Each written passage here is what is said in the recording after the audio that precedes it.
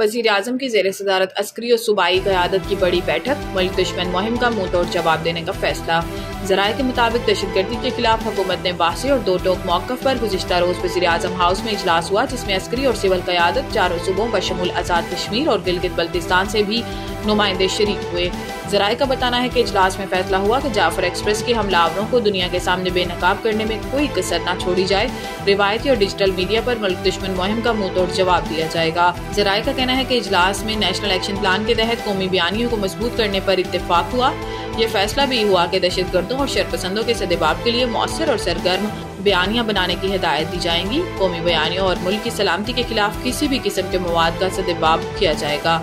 ज़राए का कहना है कि मुल्क की सलामती और हमांगी के लिए तमाम सूबों का ताउन और आपसी रवाबित बढ़ाने पर इत्तेफाक हुआ।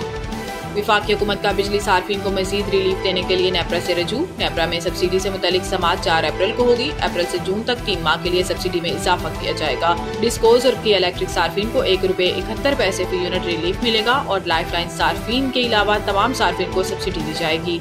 गुज़िश्ता रोज IMF ने बिजली टैरिफ में ₹1 फी यूनिट कमी की इजाजत दी थी।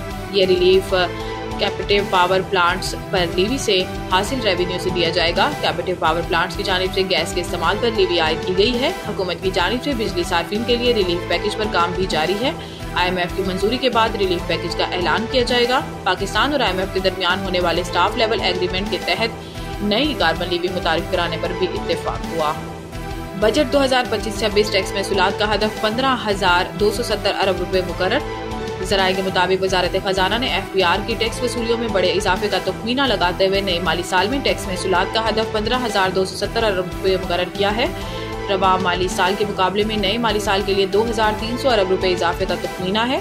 गुज़िश्ता माली साल में FBR की टैक्स वसूलात 9,311 अरब रुपए रही। ताहम आइंदा माली साल के लिए बराह रास्त टैक्स वसूली का तखमीना 6,570 अरब रुपए है। रवा माली साल के लिए बराह रास्त टैक्स वसूली का हदफ 5,512 अरब रुपए मुकर्रर है।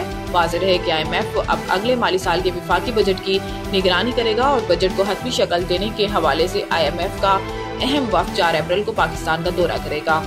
चीन का $1 अरब कर्जा वापस लेने, अप्रैल में मजीद $30 करोड़ अदा करने हैं। सरकारी हुकाम के मुताबिक Pakistan industrial and commercial bank of China ICBC का ये कर्जा इस माह के पहले और तीसरे हफ्ते 2 मसावी किस्तों में अदा किया है। ICBC ने पाकिस्तान को ये कर्जा तकरीबन 7.5% की फ्लोटिंग शरह सूद पर 2 साल कबल दिया था। ज़राए का कहना है कि इस बैंक के कर्जा के $30 करोड़ की एक और किस्त अप्रैल के निस्फ में अदा करना पड़ेगी।